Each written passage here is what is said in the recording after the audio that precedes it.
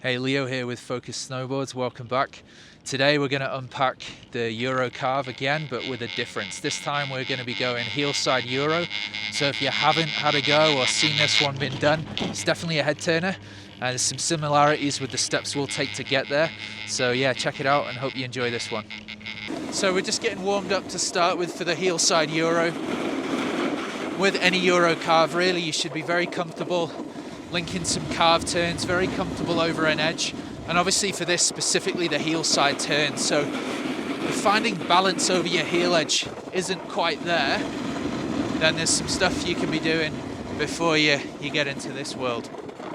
But getting that board up on edge, riding at a bit of a higher speed, and again for this video we'll make assumptions that that's something that's quite easy for you to do. And just as a last little starting impression for today, I've got some very firm supportive snow and some fresh grooming, so it's kind of perfect conditions for me to get into this and have some fun with it. So similar to the toe side Euro, we're going to be breaking down the turn into the beginning, the middle and the end. Very similar patterns, very similar trends between them. We've got to look at that setup, we've got to look at the middle, the extension, the laid out portion, and then of course at the end how we actually get ourselves up. This one's a little bit trickier than the toe side. So for starting off with, for the setup, going to be in a seated position on the snow, and this might be the first time you've chosen to do this before, but spin yourself so you're facing the wrong way up the hill. And for the setup for the turn, you're going to have to again just get very comfortable with body contact with the snow at the same time as the board is there. So I'll give you a little look at this kind of from the front side of the snowboard, from the nose end. So ideally you're going to be able to get that snowboard on edge and use that forearm. So I'm going to be using my left elbow, riding left foot forward to make a bridge. And you can tuck your bum off the floor, you can play around with how much edge angle you can create, but essentially this is the position that I'm going to be looking to set myself up for this turn. If you want to look at this right foot forward, for the goofy riders, very, very similar.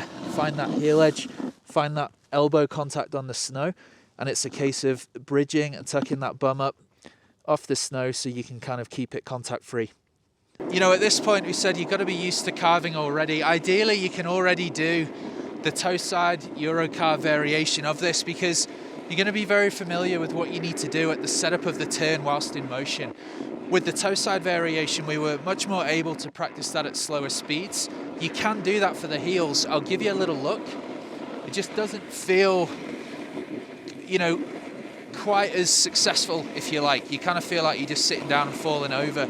But I'll give you a look. You move to the heels, elbow down, and you can sit on the snow, it's not a problem. But as you can see, I'm traversing here in this position. If I bridge and push away, all of a sudden I'm in that Euro position. So it's just a slightly different way of practicing what that position feels like. So again, I'm just going to go across the hill on my toes, make sure I've got room to move into my heels. I'm going to put down onto my elbow in the traverse and hold myself kind of in like a power traverse there and push my legs away from me. You can kind of see I'm putting a lot of force through that left arm, so it's super important to have that supportive snowpack. If it's a packed powder day, the risk of punching through and blowing that shoulder out is always there, so just choose your days wisely for this one. But you can see I've just kind of cruised all the way across the slope there with board and elbow in contact, practicing bridging that body. So on a quiet day I would just give that a go a few times. I'm going to give you a look right foot forward so you can see the same thing. So again, contacting down in the traverse, pushing away, and again you can ride that to a bit of a stop if you want, but practicing that bridge position as you go. So just give you another look at that one, right foot forward, across the hill, move to the heels, contact with the elbow, my bum's down, and then I can bridge up. You can see the board responds quite quickly and arcs up and turns around there. You can see that track back in the snow. And once you get more and more familiar with this, now we're going to be creating that contact higher up in the turn with a bit more speed. So I'll pick up a little bit more speed, get the board uphill to the heels, down and pushing. And you can play with that bridge position all the way to a stop, no harm doing that. For the goofy riders, here we go. Higher in the turn, ground contact, bridge that bum and cruise it across the hill all the way to that stop. It's just a little pro tip through kind of the middle of that turn, that extension piece when you're really pushing away from the board. Sometimes, I know a lot of riders, they'll be having some issues with their binding size or the binding placement on the board, and the heel cups will contact the snow and they'll actually skip out and end up sliding down the hill on the bum. Now, not a problem. Obviously, the narrower the waist width, the larger the bindings, the harder this can be.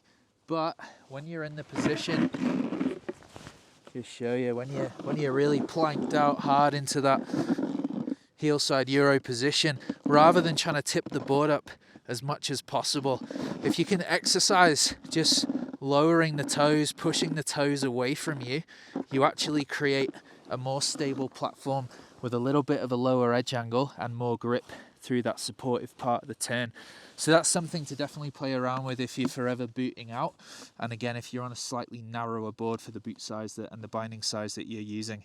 So yeah, get out and play around with it, and I'll just have a quick crack at this in the traverse for you so you can see it in action.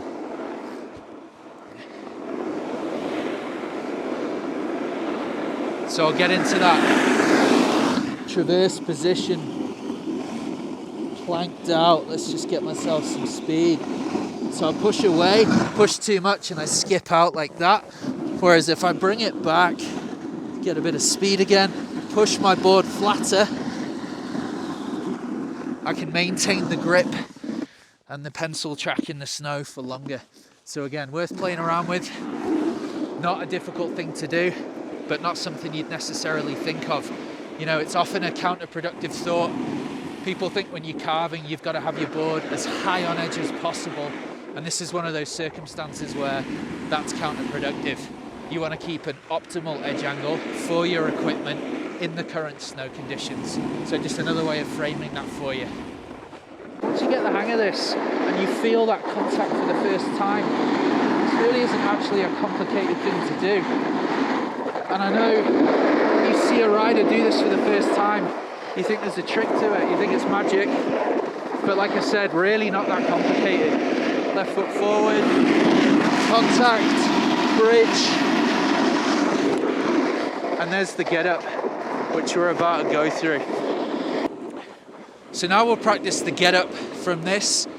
And for me personally, if you're going to give this a go, I'm actually going to try this for the first time just on something a little bit steeper.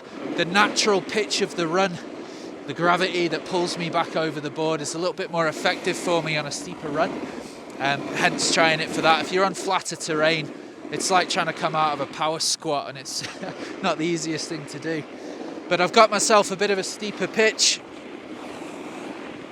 Cutting out the start of the turn, I can just put myself down into my Heelside Euro position. I can bridge it. I'm just going to give myself a bit of a push down here. Here we go, bridging out, and then I need to compress and bring up and push hard through both my heels. Like I said, not the easiest thing to do, and just from my experience, even I'm playing around all the time with how much my board skids out and whether or not I can get the cleanest pickup that I want.